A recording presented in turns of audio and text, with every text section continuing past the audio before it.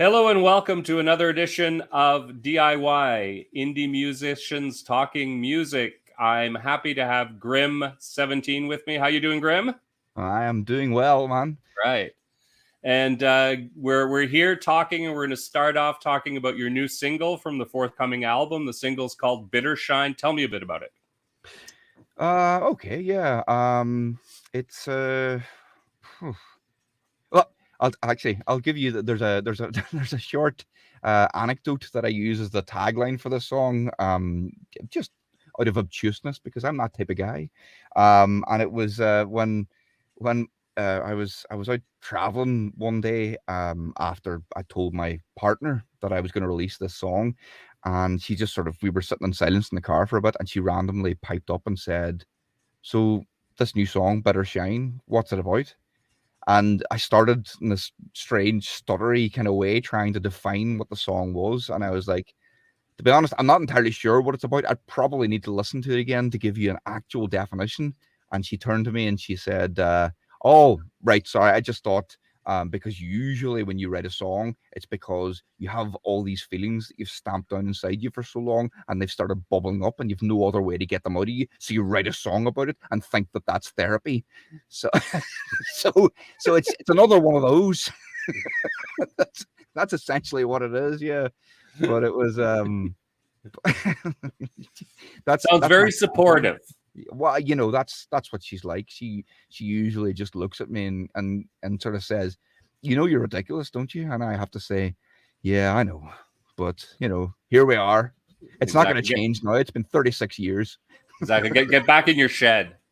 Yeah, exactly. Yeah, yeah. No, and in fairness, I have a small plug-in radiator, a small fan, and lots and lots of carpeting in here. So if it comes to it, she will make me live out here. I just sleep on the floor. I'll never get too hot or too cold. So Hey, there you go.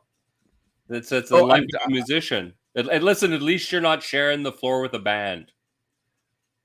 I've done that. No, Before, exactly. right? Yeah, yeah. The although sharing the floor with a band isn't the worst. It's sharing the back of a what you might describe as a minivan that is not a minivan. Especially when you're a guy is the size that I am, and I'm not by any stretch of the imagination the biggest guy in the world, but I'm 6'2" and about 16 stone, and even back in the day I was still 6'2" and about 14 or 15 stone.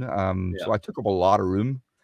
Uh, so and it's well, I love playing the gigs, but no, trying to find places to stay and then trying to actually stay there was always a struggle, But Yeah, you know what? listen, and you're lucky in the sense you were doing that throughout the sort of UK, Ireland, that kind of area. Yeah, It's like yeah, some of the stories I hear from Canadian bands who were going on the road with the van, yeah, and and it's like a 5-6 hour yeah, ride from yeah, one place to the next, and yeah, in some cases there. I live in Ontario, and it's one of the bigger provinces, and Western Ontario yeah, is just this desolate stretch of forest that separates the country into two. yeah. And the thing I remember as a child, we drove through it once because we Uh-huh. had relatives in Minnesota, and we made the mistake of coming across the Trans Canada, Mm-hmm. and it was endless, just endless bush. Well, yeah, this is I mean, I So I think can only imagine. I can only imagine going out with a van in the middle of winter with 4 bald tires and maybe enough money to pay for the next tank of gas. yeah, I know. Oh God, I can't even imagine. It's a joke in in Ireland, where especially where I'm from, which is up the north. Yeah. And there's like this because a friend of mine who's from here as well, but he's a Mhm. musician in America, and I think he put out a tweet once. It was a while ago, obviously, but he was talking about oh, I've got this gig somewhere. We're gonna jump in the car and drive for 17 hours, and it's just like 17 hours. honestly, the next major city from here is about an hour and 10-minute drive, and musicians here would think twice about that. Yeah. It's like, but no, I mean, I think a few of the adult cartoons that I really like, certainly Family Guy, and I think American Dad, they both Mm. made a joke about Canada being these massive swathes of forest, and no humanity for miles and miles and miles and miles and miles. Plus I actually have family over there. I've my aunt, my mother's sister, she emigrated there, I think in the 70s, and Yeah. so my cousins, they live over there, and I think my most of my cousins live in Toronto, but Yeah. my aunt and her husband, my uncle, they live in British Columbia. Yep. And I think that's quite a distance. That's the other side of the continent. Yeah, so It's, yeah, so like, and they talk about the fact that basically it's just like, um, they sometimes get home, they sometimes do not get home. The rest of the time they have to communicate by phone or over yeah. video, and recently my sister expressed an interest in moving about 3 hours down the country in Ireland, and my mother lost her mind. So, Well, the it's thing is, just, it's all relative, it right? is, it's all relative, and You that's the know, thing. Yeah. and So, but so I was going through your oh, music sorry. Pardon me one catalog. Oh, second. sorry. Sorry, I'm about to get a good night from my son. Oh, yeah. Well, That's all right. hello. How you This is doing? my son Otis. Hello. Hello, That's Otis. Martin. Say hiya, Martin. Hi, Martin. Hiya, Otis. Okay, you saying night night? Night. Night, night. Yes. You sleep well. Hey, Night night, buddy. hey, I love you. hey, How old is he? Sorry, Oh, sorry. no worries. Oh, No worries. How old is he? He's 3. He'll be 4 in November. So he's just at that amazing fun age where everything is hilarious, but Yeah. a lot of it shouldn't be. So, do you have any Luckily, yourself? some of us never lose that, right? Well, especially musicians. Yeah, You have to. yeah, You yeah. know, exactly. Um, It's a choice between crying and laughing half the oh, time, right? And I prefer absolutely, man. Yeah. laughing because at least you'll keep going that way. Well, this is it, man. This is it. It's Yeah. I find that it's helpful to be a complete buffoon on the outside, and then just sort of quietly weeping on the inside, because that's good for the music. Yeah. So that's how I do it anyway. Yeah, fair enough, fair enough. So so I was looking through your catalog before the talk, so I wouldn't come off as a complete idiot. And so from what I can understand, you've done 3 albums over the last, I guess, 3 years or so. So you've been pretty busy, and a number Yeah. of singles. So it's actually been a pretty good output of stuff. Yeah. Well, Although I've found that it's sort of it's stylistically been drifting is a way I would put it. yeah. I heard a lot more sort of guitar early in the early stuff, and it's sort of been moving, well, let's say leftward from there. I'm talking about left field in terms of musical styles, right? Yeah, Not I followed you. not I any other. understand. I no politics on this show. Oh yeah. Well, No, I'm just saying it's a general rule because we're here to talk about music. yeah. And it would be Yeah. boring if we weren't talking about music, right? And there's enough Well, shows doing boring stuff. So so tell me a little bit about the progression of style and sort of composition, and and why you've sort of moved directions a little bit. Well, yeah. Right. So I should probably point out that kind of part of it was to do with the fact that so I started doing things in my current incarnation originally just as Grim, Mm-hmm. back in about 2011, Yeah. 2012 sort of time. Mm-hmm. And I put out a single and then 2 EPs. Right. I was doing okay. I was in a number of newspapers around here, featured on the radio. I even got in national Irish television at one point. And I had a bit of clout behind me, and I was sort of doing well. But I was also going through a lot of very, very personal stuff that was basically I was very, very depressed. Yeah. And I just at some point, it's hard enough doing the music stuff and the promotion stuff and all that type of thing when you're okay, but when you're depressed, everything feels, empty and personal, and everyone feels just far away. Yeah. So Yeah. there's another musician friend of mine. He he describes it as basically what I did was then I took 5 years off to go drinking. So because you got rubbing alcohol for your external wounds, you got to have the drinking alcohol for the internal stuff. Yeah. Not that it helps, of course, but it helps in the immediacy. So I took that time off, and then I decided to come back. But I already had 2 albums recorded. Okay. One of them was there was guitar in it, but it was still slightly more synthy, electronic driven. Yeah. And then the second one was what I like to call my country album, I'm Counting to Three. And that was the album in which I just poured all the pain and all the, Mhm. all the heartache and all the self-loathing and all the, Yeah. anger that I lashed out at everyone else with and all that stuff into that one.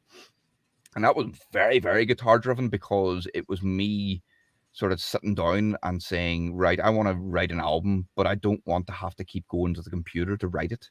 Yeah. So the best way to do that is probably with a guitar. Mhm. Piano was my first instrument, so I might have done it on a piano. I just didn't have a piano available anyway.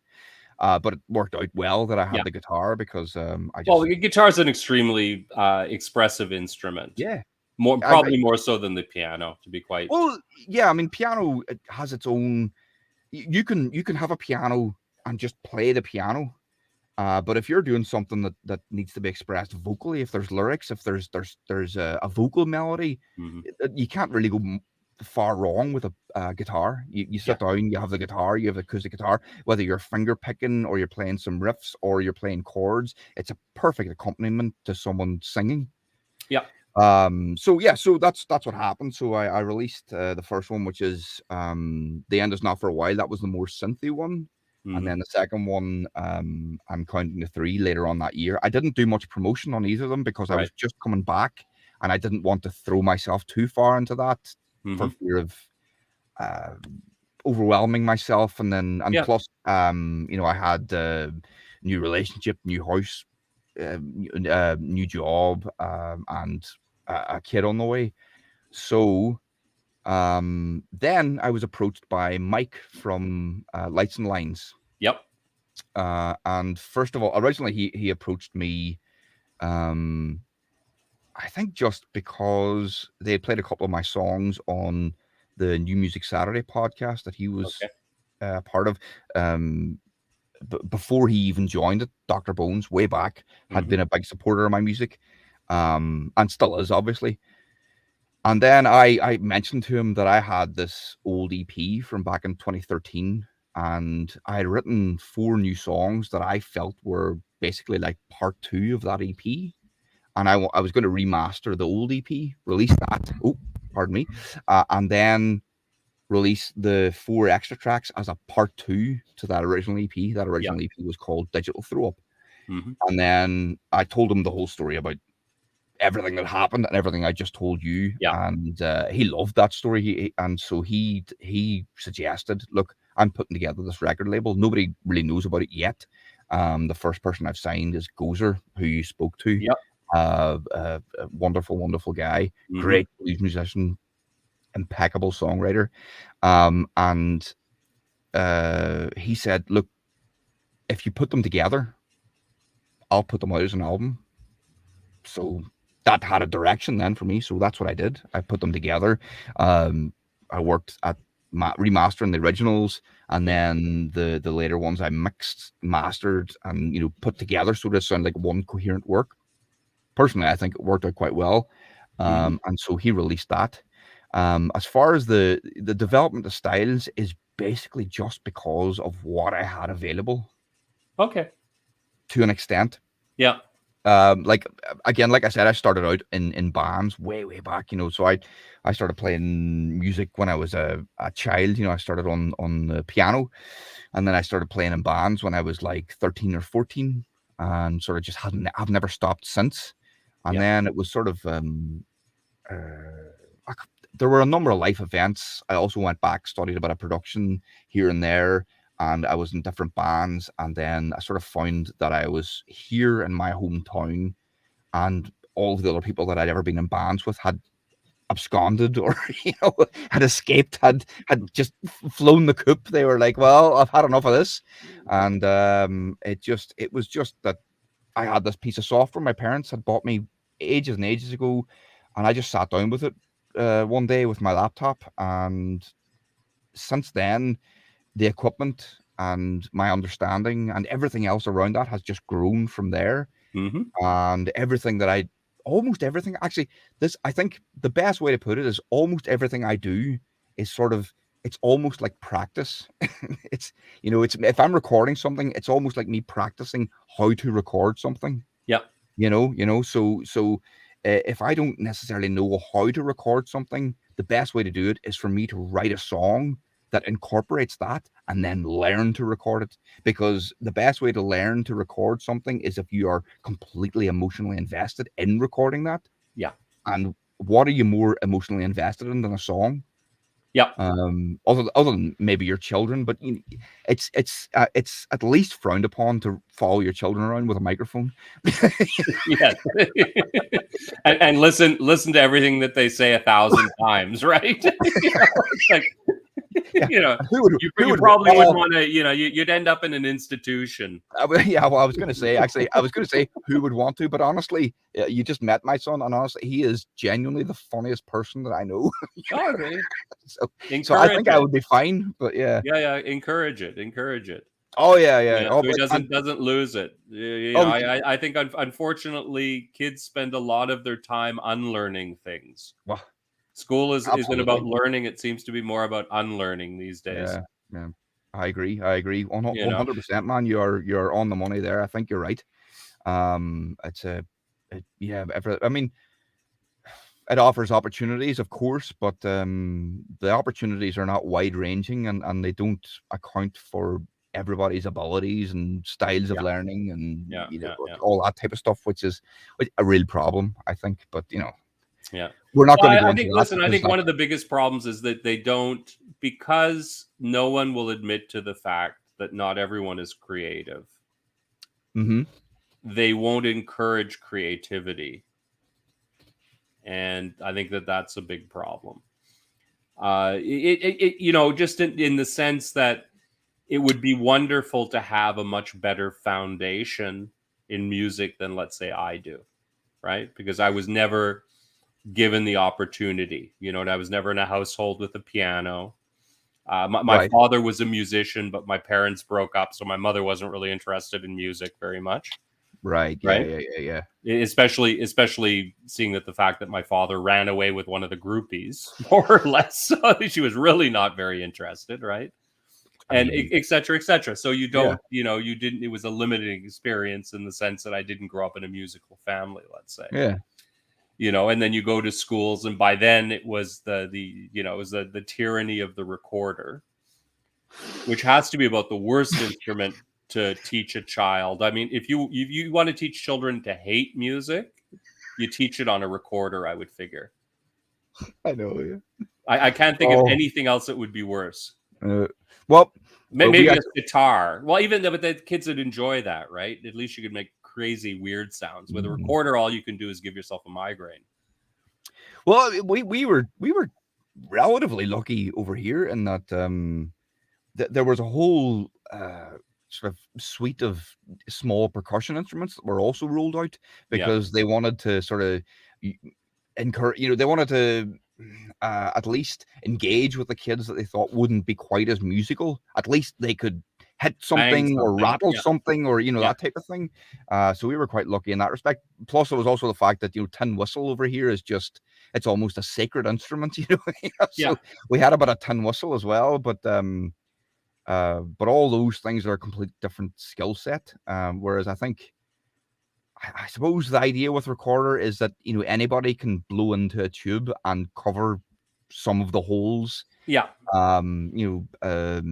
As, as I don't know, as weird and warped as that is, but my attitude to a lot of that really is more. It's like, because art was actually my main my main subject at school. Mm-hmm. I was quite good at art. I was good at painting, and I was good at drawing and that type of Yeah. thing. And when I got to sort of GCSE A level kind of level, which over here is, I think, basically your senior years and The your senior years of high school. Yeah. that type of thing. Yeah. I found that they just started throwing these essay portions at us.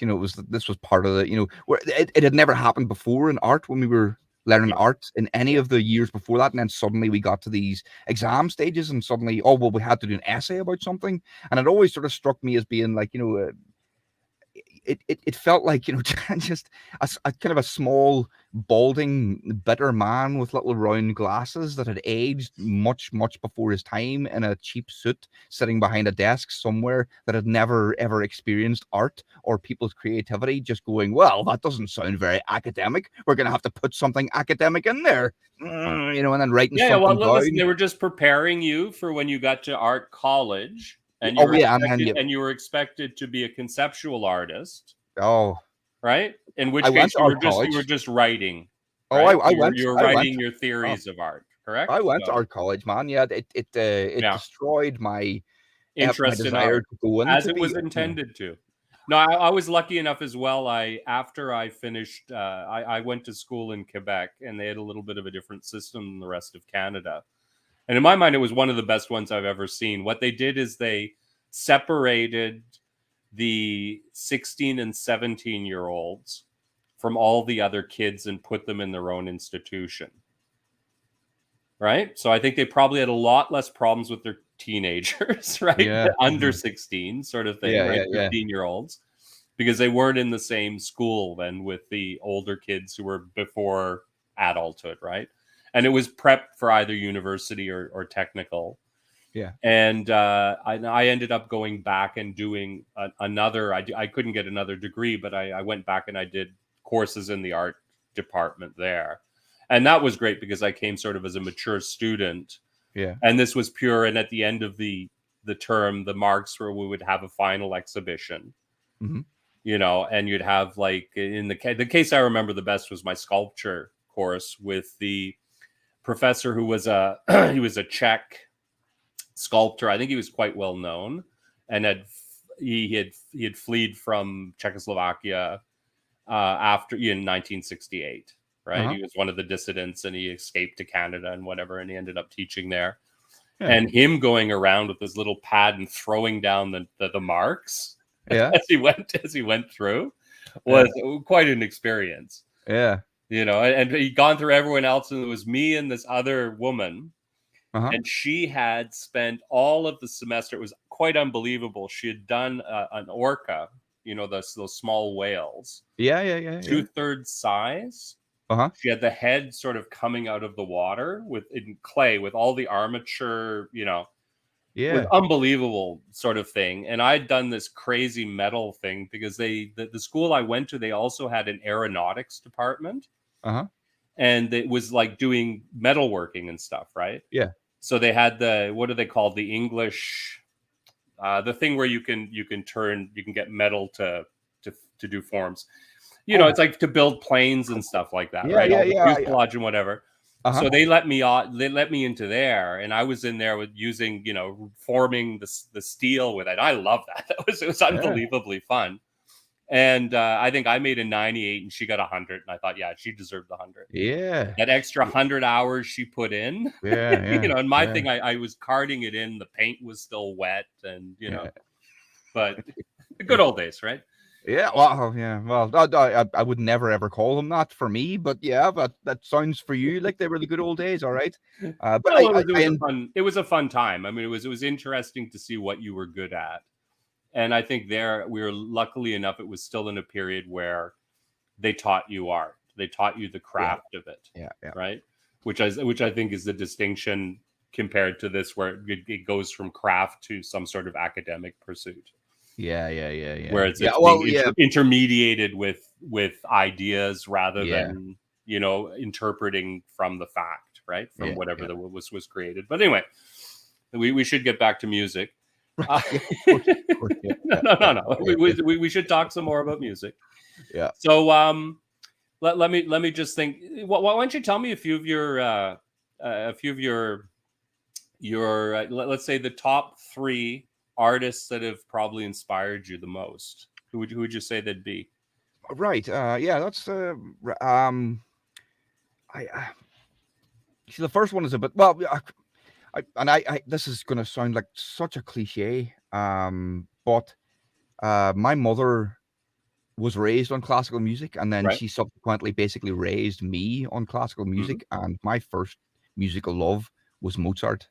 Yeah. As a child, I was obsessed. I had the Mozart CDs and LPs as well, but the CDs Mm-hmm. were easier for me to get a hold of, and tapes obviously too.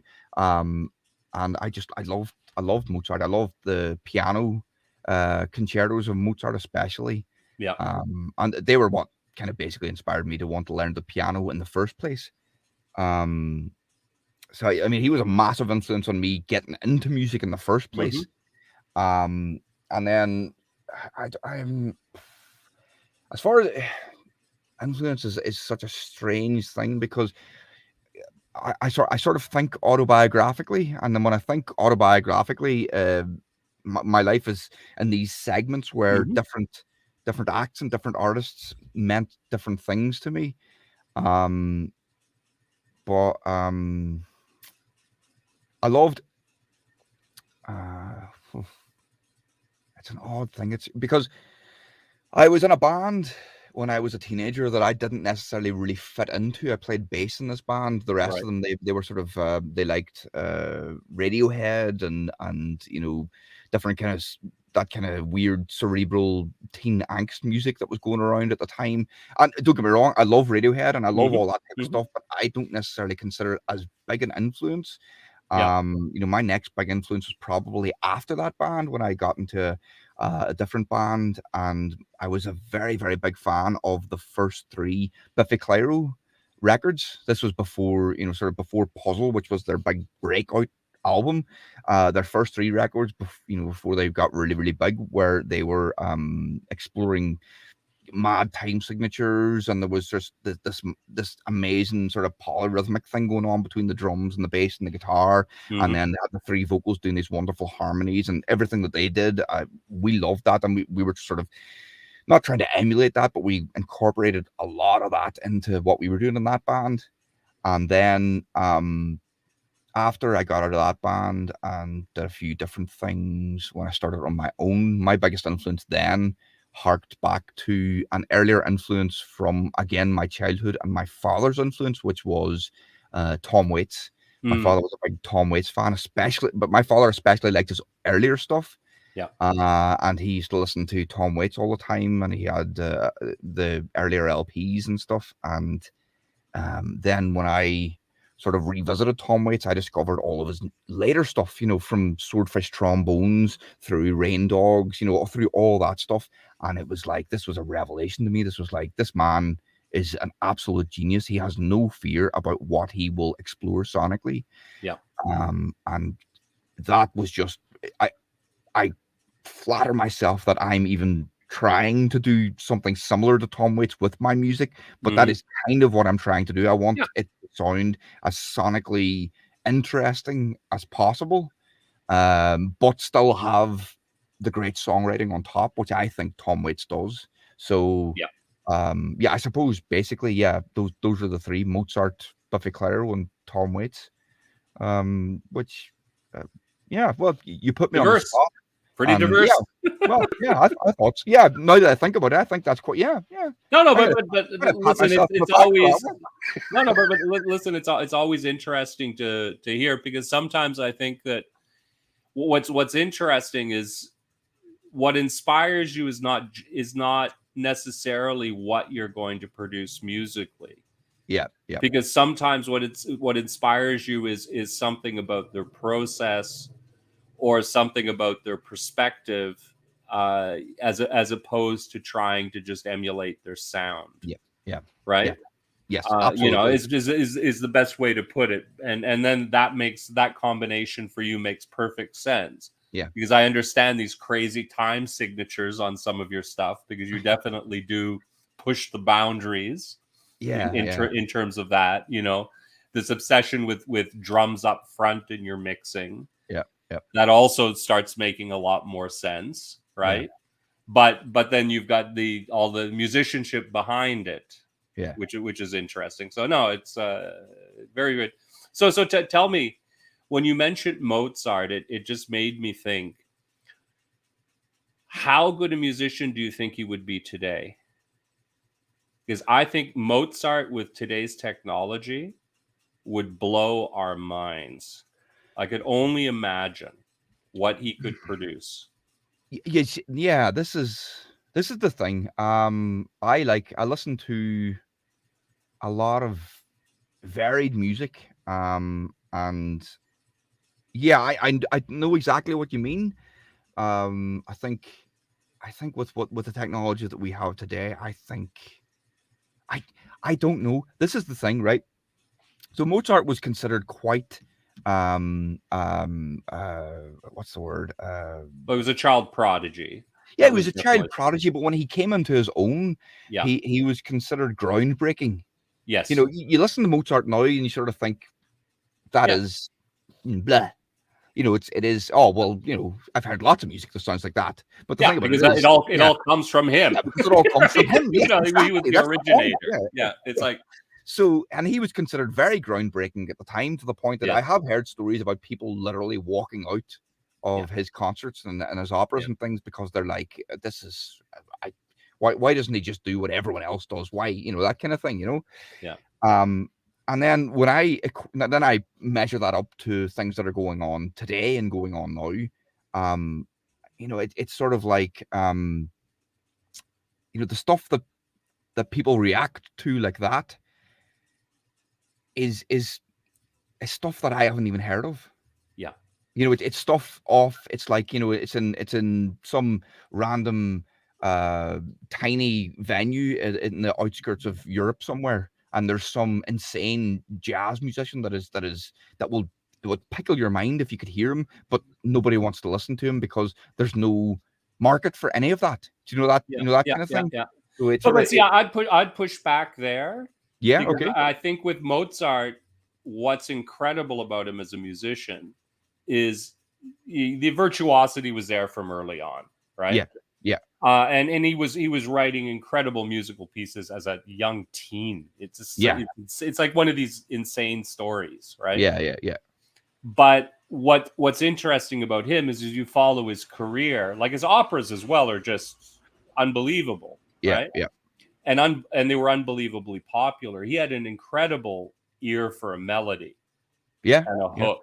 yeah, So I would push back and think with him, he would not, in today's world, I don't think he would be anything but one of the biggest superstars, because of that hook making ability. yeah, He'd probably push the boundaries. He would have albums that people would love and hate and argue about, you know. yeah. And God only knows how many genres of music he would have created. Yeah, He doesn't sound like the person who's going to do the same thing twice. yeah, You know, so I think he might be closer to a much more talented Bowie, let's say, or a Bowie who was able to write music, you know, much, because I mean Bowie was one of the best singers I think I've ever seen. Just when you start hearing the stories of how many of his performances were first takes, yeah. almost all first takes, right? He Mhm. rarely did there were no overdubs or anything like that. He went in knowing exactly what he was going to sing, and he nailed it in one or two Yeah, takes generally. yeah. which is incredible. But Mm. what it does is it tells you what's a key to good vocalship. You know what I mean, or Yeah. being able to really sing well is it's got to remain fresh. Yeah. You've got to believe in it, right? Yeah. And you can always tell when something's been sung too often, and the singers almost become too comfortable with it or too familiar, I guess. Yeah. It just never has that freshness to it. Mm. You know, and I think that's what gives you the difference between something that's great and something that's okay, you know. But I think with him, I mean, he could do it all in the sense, right? Although he Yeah. probably wouldn't have been able to sing. You know, it Yeah. would have Well, been, yeah. it would have been something Yes. like Yeah. that, right? That's exactly. Yeah. That's You know, that's it would kind have of been where something my that would have mind been the limiting was. factor. But then, of course, I mean, that's not necessarily A it's bad not thing. a deal breaker. But it's not a No. deal breaker. I mean, because there are so many great Oh no, and he musicians, would have frontmen, singer been beating them songwriters. off. Yeah. Well, You know, pardon? he would have been beating them off with sticks because they all would have wanted to work with him. Well, no. Yeah. This is the thing. I mean, he wouldn't necessarily have needed. Like, I mean, Bob Dylan isn't a great singer. No. But God damn it, He's a can good that singer. man write a song? God, Yeah, I mean, he's a really good singer, though.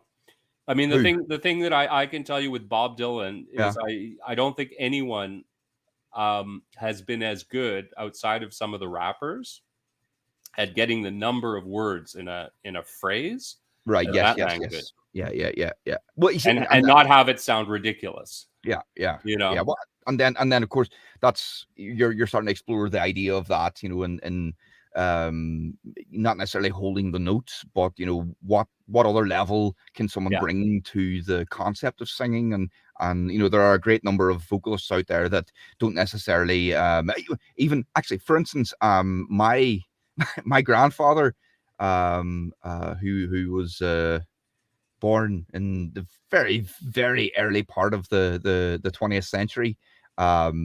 It did not rate Frank Sinatra as a singer at all, and he was a very, very musical man. He Yeah. loved music, and he listened to it all. He played several instruments, loved all that stuff. Yeah. And you know, my father's a massive Sinatra fan, and to this day, my father just finds this offensive that my grandfather, who is dead, did not rate Sinatra as a singer, right?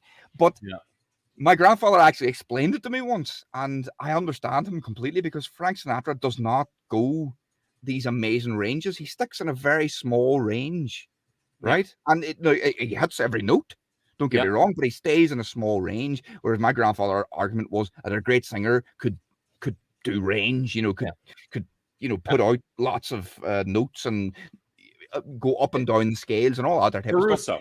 Caruso. A great singer for him was Caruso. Yeah, right? well, yeah, I think I don't know who his favorite singer was. He really liked. I think he really liked Joseph Locke, who was a tenor from very close to here. Yeah, and I do think he liked that. But but it was the style. It was the style of music too, which changes from it always generation. changes over time. Because if you listen to the sort of crooners of that period, they sang much differently than the '50s guys. Yeah, absolutely. Yeah, there's a great line in, I think it's a song in High Society with Bing Crosby and Sinatra where they're singing Well, Did You Ever? And it's one of my favorite songs of all time, one of my favorite duets. And Crosby does the boom, and Sinatra responds going, "Don't dig that kind of crooning, chum." And it's a great little moment between the two of them that I love. And like I would consider that I'm almost the same era, and yet they're not really. There's a slight disconnect between the two eras, and styles change all the time, even now, especially. You can't even keep up. The style of everything is changing so rapidly and so diversely. It's incredible. But which is a good and a bad thing, though. In The sense that there's no coherence anymore to music, or there's a lot less coherence than there was. But sorry. But at the same time, a certain amount of coherence I think is good for music. Oh, I agree. There's a great conversation that me and my friends have often, which is, we compare, especially British and Irish bands and singers and artists with, you know, the American and Canadian bands, singers, and artists. And when they're making albums, we always agree. We find that the ones from this side of the water, they tend to convolute their albums. The albums, they tend to be a bit longer, and there's just a bit more going on, which I find slightly off-putting. You know, I can't. It's difficult. It's more difficult to sit down and listen to them from start to finish. Whereas I find that North American singer-songwriters and bands and artists tend to, and this is a generalization, obviously there are going to be exceptions to the rule, but I find tend to have these wonderful little coherent symphonies going on. You know, the songs run into each other, and there's a theme going on throughout it all that makes it very easy to listen to and lose yourself in.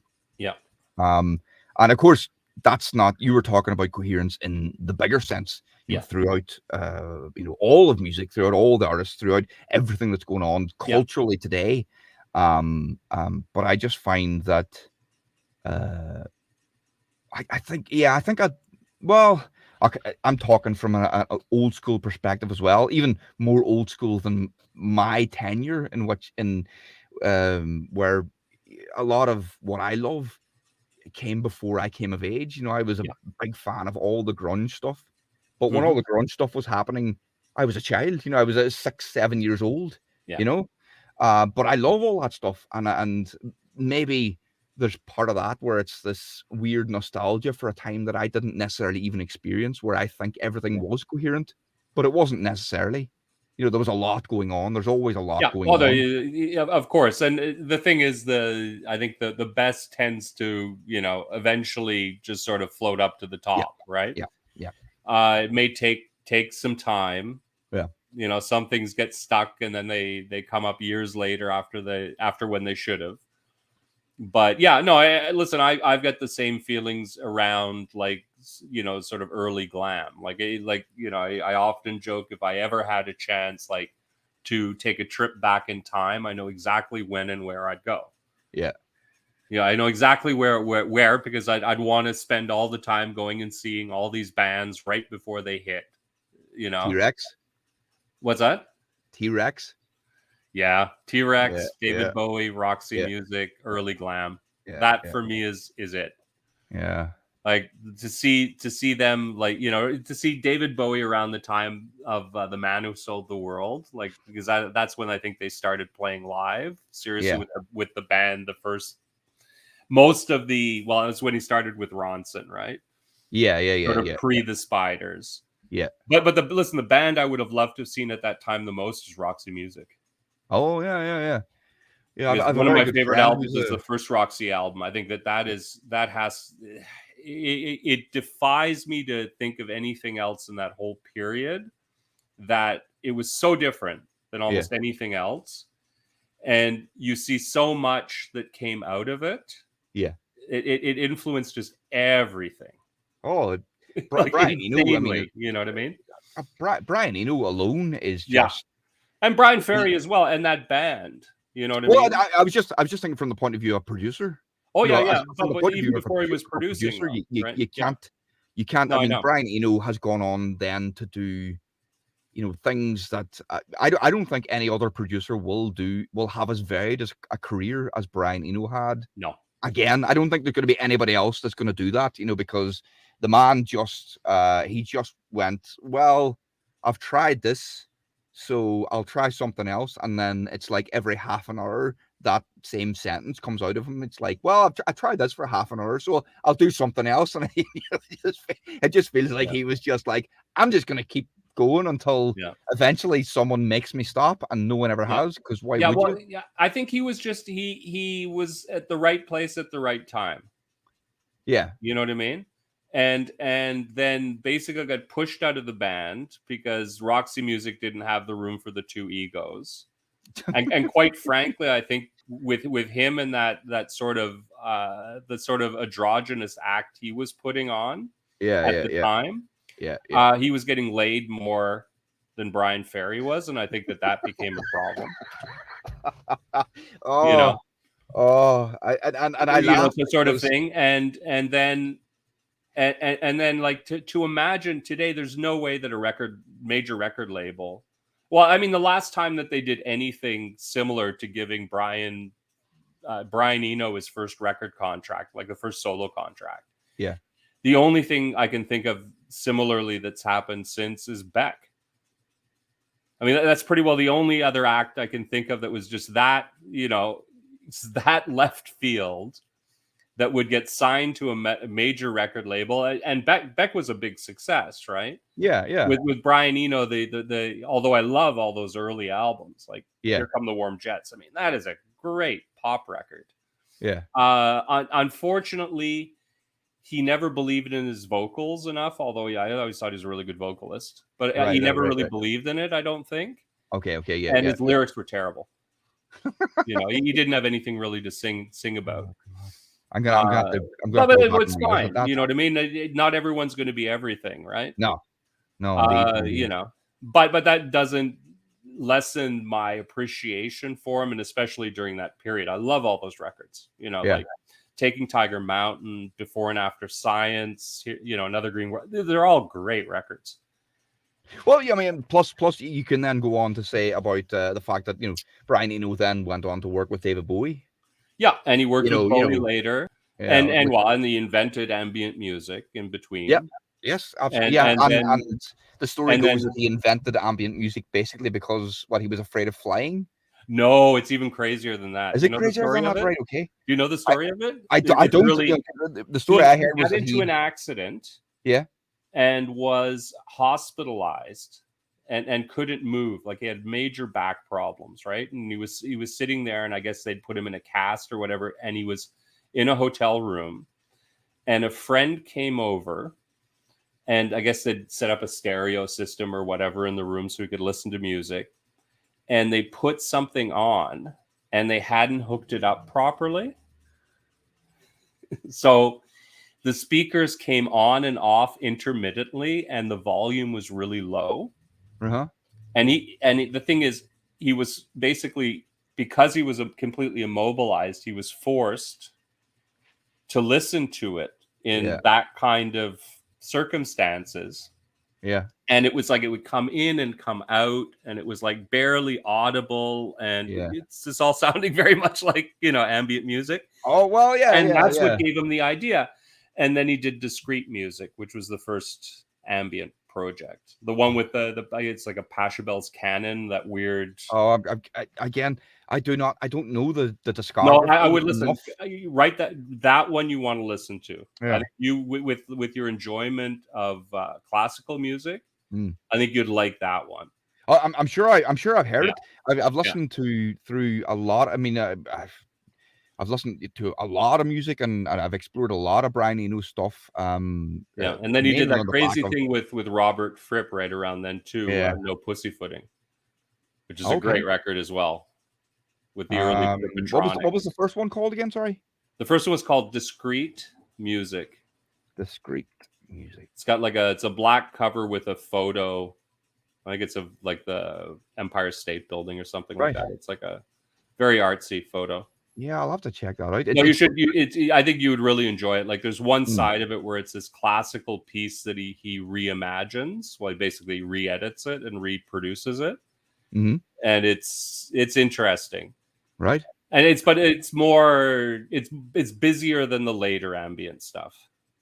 Which I almost think become too atonal for me. Yeah. You know what I mean? There's not enough to grasp on. Yeah. You know what I mean? Where I found I started, it's weird. I have this other channel, and for a while I was doing videos where I ended up buying a gimbal, and I'd go around and take pictures on my bicycle. I'd go and take, and then you got the nice visuals.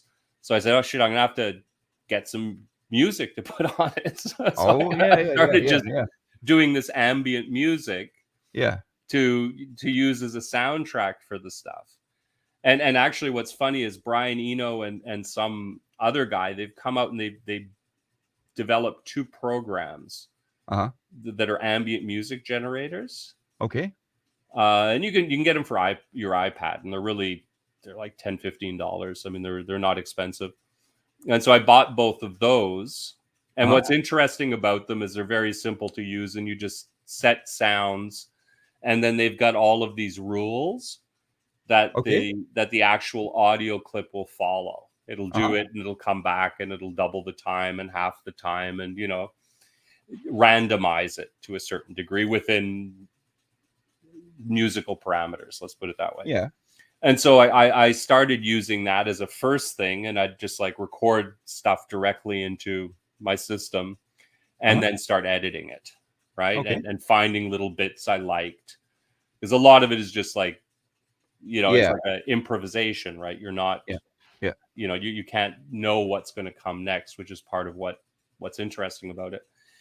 But then I'd find little parts I'd like, and I'd start building things. And just to get to my point, what I realized I was doing at some point was I wanted to create something where there was almost a recognizable melody. Yeah. But it wasn't there. You just had the illusion of one. Yeah. Right? Yeah. So you wouldn't really follow it, but you'd hear it again, and it would be Yeah. comforting in that you knew the piece was actually moving along. Yeah.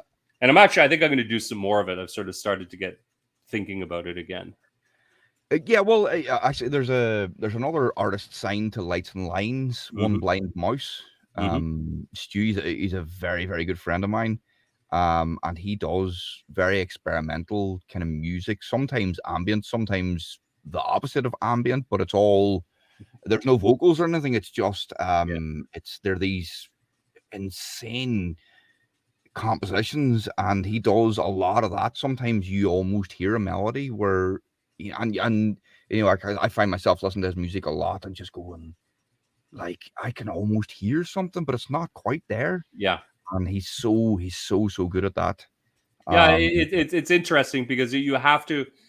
The thing I found with it is you can't get too much in one direction or too much in the other. Yes, absolutely. And it's a real fine balance. Yeah. Because the moment it gets too melodic, it stops being interesting, if that makes any sense. And if it's not melodic enough, never engages. Never engages. There's a great well, I say great. It's at times very difficult to listen to, but it's a sound experiment. And I cannot remember the name of the guy that did it, but he went over to Chernobyl. And what he did was he basically recorded the ambient sound of the different rooms that he found. One of them was an abandoned swimming pool and things. And it was, but what he did was then he pumped the sound of the ambience back into the room, and then recorded the resonance of the ambience being pumped back, and he compounded this. I can't remember exactly what the process was, but he compounded this somehow, and so you've just got these. There's no. Every so often you'll hear something that sounds almost like a note, but mostly it's just. It's very, very interesting noise that you do not think that just empty spaces would be making these noises on some level, you know what I mean? And it's I find that quite interesting. It really interests me as well, because where that's really interesting is a YouTuber who I like just did this video talking about what is it? Liminal. The concept of this liminality, right? Okay, yeah. And that's totally what that's about. Yeah, right. Yeah. It's just this, this space that becomes unreal. Yeah. Well, yeah. It's like, it's very fascinating. It's like Because those, that's what you're describing. Almost sounds like the audio version of like some of these sort of liminal photos, right? Yes. Is that true? Yeah. Where you can almost see the movement of static. I mean, of static buildings or static, whatever. Yes. That kind of yes. It is exactly that. It's almost like the soundtrack for a liminal, photo or a liminal video or whatever. Absolutely, that's really interesting, because that sort of idea sort of obsessed me, and I don't know if I want to call the project liminal or the artists, like the band Liminal, but I like that idea because I think that's a really good way of describing Yeah. the type of ambient music that I've done and want to do more of.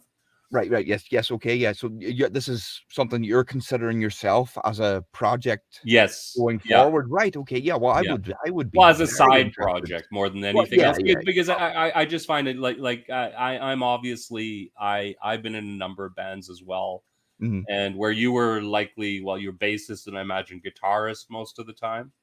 Bass player. Yeah. Yeah. Bass was my was. Bass was you got hired on as a bassist. Yeah. Yeah. It was my first musical love. Okay. Yeah. Well, After the hey, piano. So, yeah. good choice. You never had a shortage of bands. Well, yeah. Well, this was the thing. I also. I mean, I sang in a few bands as well. Yeah. But always played bass. Yeah. And Yeah. then Yeah. See, I was always hired on as the singer. Oh, Right? So okay, cool. yeah. Yeah. Oh gosh, And I don't God, really you I don't don't come really. across as a singer. Oh, really? Yeah, yeah. Because I think I actually do come across as a singer because I I feel like my ego just oozes out of me ahead of time. It's almost like Yeah. people can feel my ego coming before I even arrive, and they're like, "Oh, what's this feeling I'm getting? I feel." I feel my skin beginning to crawl, and then I arrive and go, "Hey, everybody, look at me!" No. Listen, for the next I 15 can minutes." jump around on stage with the best of them. Well, that's fair play to you, man. You've got So it's similar to the singer of Hot House Flowers they're a band from Ireland. Yeah. They were quite famous. Yeah, Have you I'm heard of them? familiar Yeah. with them. Apparently, the singer of them, who is a fantastic frontman, is such an understated guy. Yeah. When you meet him, it's but that's I mean, we generalize, but at the end of the day, humanity is such a diverse and Yeah. nuanced animal. Yeah. Your mechanism or Yeah. whatever. Well, and the other thing is people have different aspects to them, right? Mm. It's like Well, that's sometimes what I you'll know mean. someone Yeah, for 20 years and then you find out, oh, you're a big hobbyist in that, and it just never Mm. came up because it's another part of their life and they keep it separate and Yeah. whatever. But yeah, so I mean, in my case, I usually in bands I've always been the singer. Yeah. And when I started doing this, I just sort of got sick of dealing with bands. Yeah. And I don't really, I don't really know how to play anything, but thanks to modern technology, Yeah. you can get away with faking it much better than you could back in the day. Or well, back in the day, you'd have to hire studio musicians, right? Yeah. And then hum at them, or like in the case of someone like Captain Beefheart, hold them hostage in a house for 6 months. And I can't see myself getting that great. Although, listen, that would be such a great movie. That would be such a great movie. Can you imagine that as a movie? Movie would be so good, man. It would be Yeah. like Insane. Have you seen that movie? Frank, about Frank Sidebottom? No. No, it's I think it's more of a British thing, to be honest. But Yeah. there's a film about this character called Frank Sidebottom, and he always wore this massive papier mache head. Okay. Yeah. And he was a whole thing during the 90s. And they made because there was a book about it first, and then they made a film, and the film's actually not like the book, but it's a weird film about a weird frontman that's sort of it's like he's not connected to the rest of humanity, kind of thing. And I think they could do a Beefheart film that would be so. It would be insane. So good. It's like a cult. The thing was a cult. Right? It'd be like Fear and Loathing, except like all the craziest bits of Fear and Loathing with all of the narration taken out. It would just be, it'd be like. It'd be as close to an acid trip as anyone that had never taken acid could ever experience. Yeah. It'd be bad insane. acid trip, though. Well, I think the music, some of the music alone would have to speak to some good parts, because some of Beefheart's music is so good, man. I know. It's so good, and speaking as a Tom Waits fan, I have to say how much I love Beefheart, because you just can't. You cannot love Tom Waits without eventually discovering Beefheart. Discovering Beefheart. You just can't. No, it's true. It's true. And he was he was one of the probably most derisive figures. Yeah, but some of the best people always are, and Yeah, exactly. and Well, don't get me what wrong. most people don't understand, like going back to classical music, let's say, Yeah, is like what was it, The Rites of Spring? So Stravinsky's big work. yeah. When that premiered in Paris, there was a riot in the music hall. Oh, literally, yeah, there were people yeah. fighting one another. Yeah, in the concert hall as the thing was being performed, right? But that it doesn't make complete sense. I'm sure it's slightly sensationalized, but I don't think it's. No, I don't think it was that sensationalized. Yeah, well, that's what I'm saying. Slightly, but I'm sure it Yeah. wasn't completely.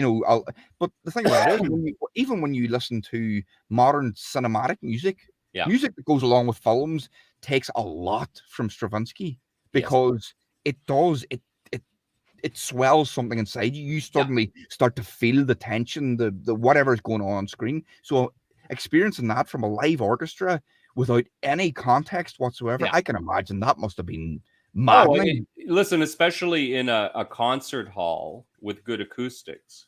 That's Indeed. another thing a lot of people just don't understand. Yeah. And it floored me as well. I was lucky enough. I lived in Vienna for a while. Ooh, and got to go to the opera a couple of times. And the thing that interested me the most, although the operas were very interesting and I enjoyed them, was just the sound in the hall. Yeah. Which is, you don't, like with a full orchestra, no microphone, nothing in sight. Yeah. But the sound in that room when the orchestra was full on was mind-blowing. Yeah. Yeah, but we don't understand things like this anymore because it's unfortunate. These buildings that were built specifically for this, and churches are the same. Yeah. Especially cathedrals. Cathedrals were built in such a way that the sound would travel, and choral music or whatever was going on would have to travel to all the corners of this building. So they had to build them in these ways. Yeah. And we don't appreciate stuff like that anymore. I don't get me wrong. I love the sound of a decent, dingy, dirty dive bar somewhere with a band over off in one corner trying to make their music travel over the top of a crowd that will not listen. And if you do it right, it's one of the best feelings in the world. But we don't understand the concept of people that actually thought out the dimensions of these spaces just so that sound could travel the right way, And it's an amazing thing. Well, the craziest story I have like that is one of my other obsessions is archaeology. I love visiting old ruins. And I was lucky enough to go to Chichen Itza a few years back in Mexico. Oh, yeah. To one of the Mayan ruins, that very famous Mayan pyramid that's on all the travel brochures and stuff like that. And luckily, I just lucked on a really good guide. And we're there like early in the morning because you do not want to be in that jungle at noon. I'll tell you now, you have no idea what hot's like. So we're in there at like 9 in the morning, and luckily there are very few other people there, so we've got the site more or less to ourselves. And we go up to the pyramid, and there's a spot where like it's all grassy around there. There's a spot where the grass has been worn down, and he takes us over to that spot and shows us why it's been worn down. And basically, if you stand right in front of one of those snake staircases, right, and clap, it'll echo. And mattering on which side, it's the number of echoes. So they figured out mathematically, right? Yeah. Well, and the thing that I heard as well is like back whenever, the whole thing is a giant amplifier. Yeah. Right? Like the whole thing was built. There's another story I'll tell you on the acoustics of that site that is just blows your mind. Yeah. But the whole thing was like an amplifier, and at some point Pavarotti had done a concert there. I don't know, there was some big celebration. It was Mexico's whatever, and they had a big concert with 80,000 people or something, and he was singing. There was no amplification. Yeah. for this massive crowd, and everyone heard him just fine. But Because then the thing was like an amplifier so that they could actually, the priests were Yeah. on top and everyone around the 50, 60, 100. And this is like some of those Mayan cities were enormous, right? yeah. Everyone could hear it, right? Mm. But the craziest one is over on the other side of the site. There's a ball court, okay, where they played Yeah. that weird Mayan. Yeah. Sort of, it's a mix between rugby and basketball. Yeah. Where the losing team would get killed. Sideways, aren't they? The hoops are. Yeah, the hoops are sideways, well. The thing yeah, is, it's a bit like an American football pitch. Yeah. But on the side, there's these two elevated sort of causeways. Yeah. Where one of the players would play. I guess it was the one that hit the ball in that ring. Yeah. Right? And they played with this enormous like rubber ball. Yeah. Like from rubber that they'd get from the rubber trees. Yeah. And the thing weighed about 30. It was like a medicine ball, basically. Yeah. Right? Yeah. That bounced. You can only imagine getting hit by that thing at speed. It's like, it would be pretty brutal. But anyway, so at that court, on the one end was the seat where the king would sit with his entourage. Yeah. And on the other side, there was seating for all of the visitors, all of the dignitaries who were coming to visit and watch the game. And so we're sitting, we're at one side, and, he asked someone to volunteer, and someone came up and volunteered, and he whispered to him. And the guy ran over to the other side. And this is like the size of a football pitch, right? Yeah. But enormous. And the guy was a good 100 meters away, if not farther. And in a normal tone of voice, he said to the guy, "Wave your hands." The guy waves his hands. Right? So what they'd done is they'd figured out the acoustics to turn so that whatever was said at the visitors stand would amplify so you could hear it down at the other end where the king was. Oh, man. Nuts. It's crazy. It's crazy. Like mathematical understanding, like the understanding with these people, they should bring them back from the past to design concert halls because they'd do a much better job than anyone who's working today. Oh, well, I think it's slightly unfair to say that, but yes, I know what you mean. I think it's fair enough to say that. That there's proof. There's proof. Well, yeah. But I mean, maybe with supercomputers and stuff, they've caught up a little bit, but I don't know if they have the same understanding. I don't know if their math is as good. But I think these have to be people that have dedicated themselves to nothing else but figuring all this out. Well, they didn't do anything anything else. else. Crazy cosmology, right? Yeah. Like the cosmology was so crazy with that 5,000-year calendar that they had. Yeah. That they became like incredible mathematicians. And I think as well, they had the advantage they weren't using a decimal system. They were using they counted on 12 because of their knuckles. Yeah. And it was in fact, it's probably a better system. Apparently they say it is. It makes numbers easier to handle. But it's interesting because you talking about all that stuff of them harnessing acoustics and things. It's just me thinking about the analog delay pedal that I had for a long time and trying to figure out how to sync that up with what I'm using virtually. My DAW is just and how the length of time it took me to try and figure out to get it in sync, and it's just listen, you should have gone in with a raw sound and done it all in the DAW, all of your delays would have probably been a little bit easier. But I know, but I like 9 times out of 10 I start off with a drum beat. So I had to figure. But then eventually, what happened was I got myself a digital pedal. Okay. But it has a valve in it, which means that it doesn't sound necessarily fully digital. It's got the warmth of a tube with all the advantages of digital. Yeah, exactly. Yeah. So with modern wiring. Yes, exactly. Yeah. So what are you using as a DAW? Oh, I use Ableton. Okay. It's always interesting. I being the cheapskate that I've always been in terms of my music, I use Reaper. Oh, Reaper's a great piece of Yeah, software. I'm really happy Great with piece it. of software. Yeah. You know, For yeah, you can't even you wouldn't even say for a free piece of software. It's just a great piece oh of no, software. I paid for it.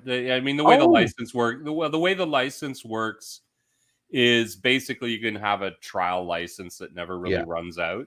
yeah, But yeah, yeah, but yeah, they yeah. are so good on updates, and it's such good software. I think it was like $60 lifetime license.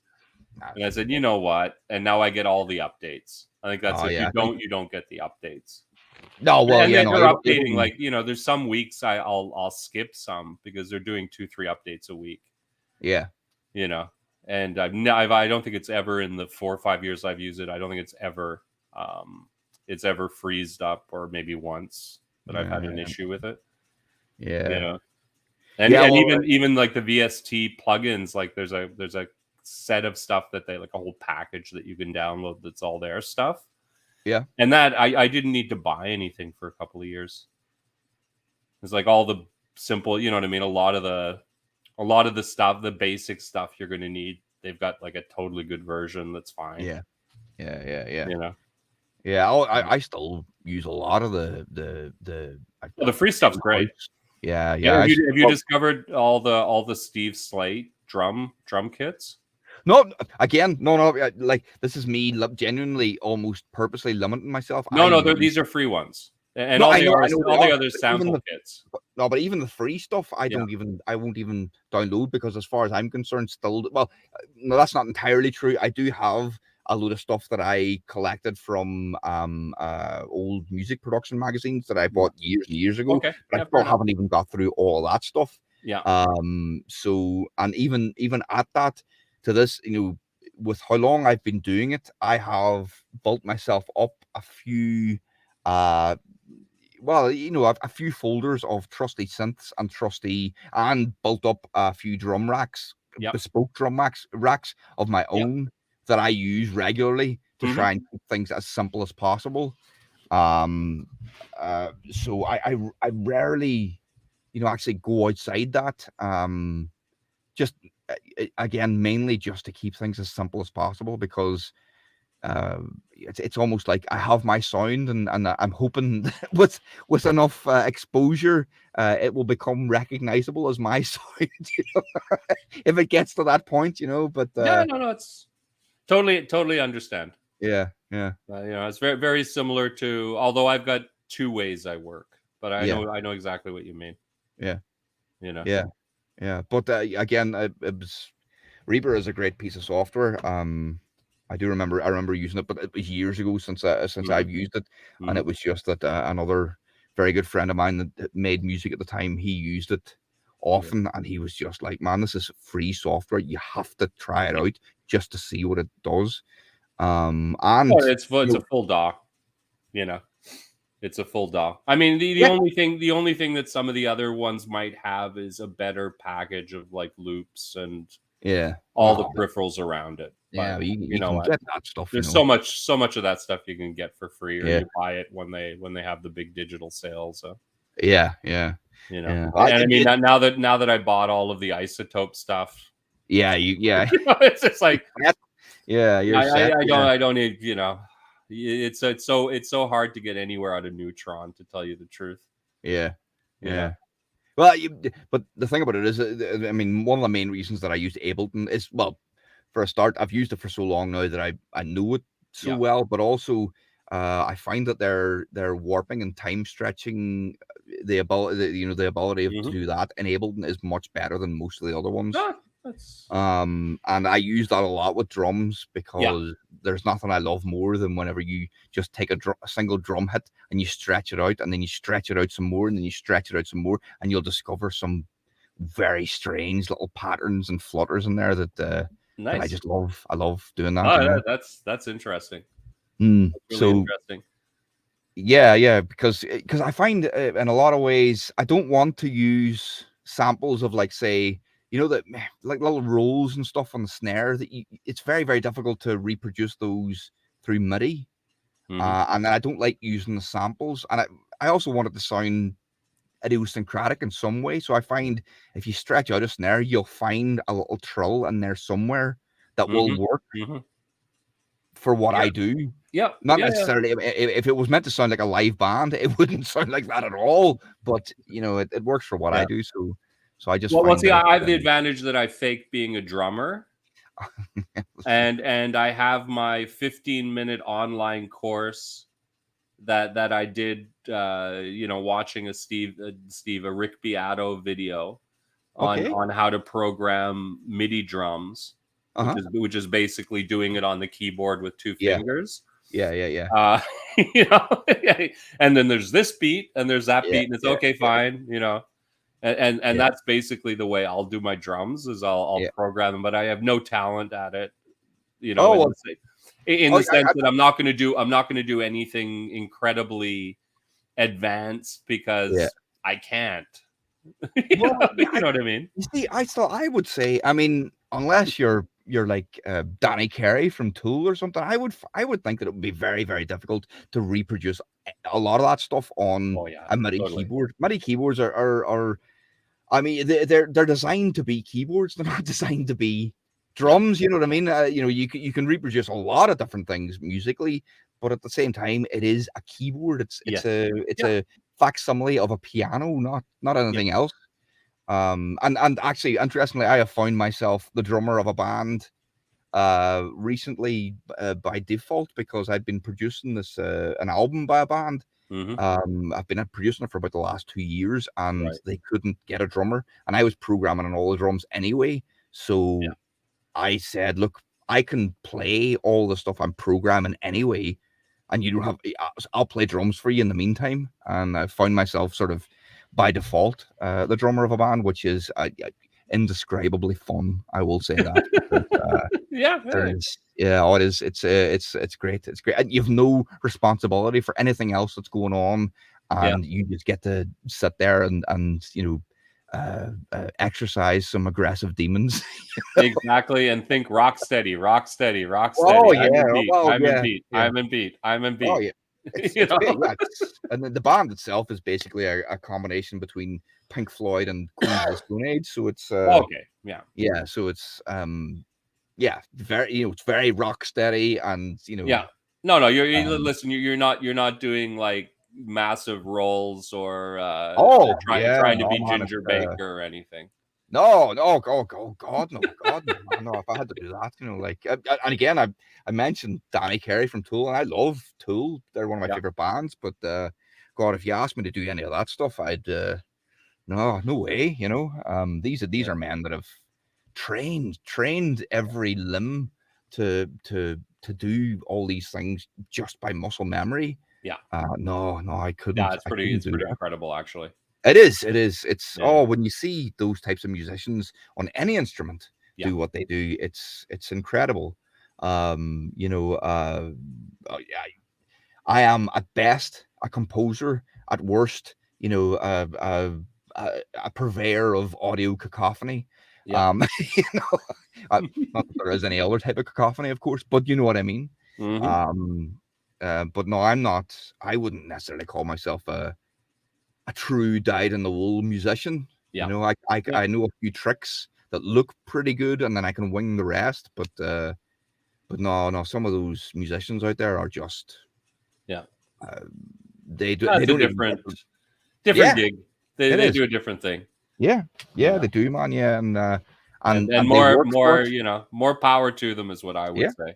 Yeah, but it isn't me. I'm much more in your camp. It's fake it till you don't make it, right? Yeah. So listen, we've been going for a very long time. I'm going to ask you one last question, not because I want to cut you off, but I try to keep these to not too much more than an hour. So that someone might actually, I know it's crazy, huh? Time flies. So that people may in fact listen through to the end, because I got the first one I did it with John Mickey, and we went over 2 hours. It was just too long. It was just too long. We had to take we were taking bathroom breaks in the middle of it. That's how bad it was. So anyway, not to replicate that fiasco. I always ask everyone one last question. I'm going to ask it to you now. So what was the first piece of music that you bought with your own money? Okay, no, I'm not 100% sure on this, but I'm almost certain that it was. And this is gonna. Oh, I it's all right. I No, don't know how this is gonna sound, but it was Tom Jones and the Cardigans doing a cover of "Burning Down the House" by Talking Heads. Yep. At the time, Tom Jones had done that album where he covered all these great songs with different artists, and that was the first thing that I bought with my own money. Good choice. I ended up going to see Tom Jones on that tour. Oh, so I get to see him do that live. That was a fun record because he did. Yeah. I mean, he did a number of really good covers. That was the same one that he had the big hit with Kiss on too. The Prince and number. Mama Told Me Not to Come with the Stereophonics. Yeah. Yeah, the cover of the Three Dog Night song. And again, two songs that I loved: Three Dog Nights, Mama Told Me Not to Come, and Burning Down the House by the Talking Heads. Yeah, loved those songs, even as a child, because my father was a massive Talking Heads fan. Yeah. What was your favorite Talking Heads album? As a bonus question. Oh God, this is the thing. I don't know the albums. I know so many songs, but they're one of the ones of my father's that I never went back and properly revisited, but I need to do that. Yeah, you should. Yeah. I was a big Talking Heads fan in the day. Yeah. Well, how could you not be? Yeah. I mean, David Byrne, his songs. Well, and it gets back to Brian Eno again, huh? Yeah, well, yeah, exactly. Yeah, exactly. Yeah, that's right. Yeah, he's everywhere, man. I know he did all of those all pretty well from the second record through to the one before, Remain in Light, the record before the record that Burning Down the House was on, because I think that one that they self-produced. Oh, okay, right. I think he'd already left them by then to do U2. I think he'd started with U2 by then. Oh, yeah. For his sins. Now, did you know before he did the Talking Heads, you know who else of the American New Wave he produced? I do not. Devo. Oh, I can see that. You can hear that. Actually, you can hear that. The first Devo record. Yeah, I can hear that. It's Are We Not Men was also produced by him. That's a great record. Yeah. Yeah, it's well worth listening to. That one out too. That's the one with that weird sort of 50s sort of cover on it. Yeah, with the golf ball, like it's really sort of 50s. Sort of golf. Yes. Oh, right. Yeah. You know that one, yeah. I'll have to check that out. That's good. What's the one where they did the cover of Satisfaction? Oh yes, I know it. Yeah. Or better put the deconstruction of Satisfaction. Oh yeah. I'm sorry, man. I'm gonna have to interrupt you actually because I need to. You just mentioned bathroom break, and You need one. All right. Anyway, thank you so much. This is great. We got to do it again. Yes, you've got that album coming out. Let's you tell me then, and we'll come back and we'll talk about that when you release it. Perfect. That work for you? Thank you so much, man. It's you've been a gent, and it's been a wonderful conversation. I've enjoyed every second. Good. So did I. Nice talking to you. Thanks so much. Stay on for 2 seconds, and we'll say our goodbyes. That'll do. Okay. Thanks a lot. Bye-bye.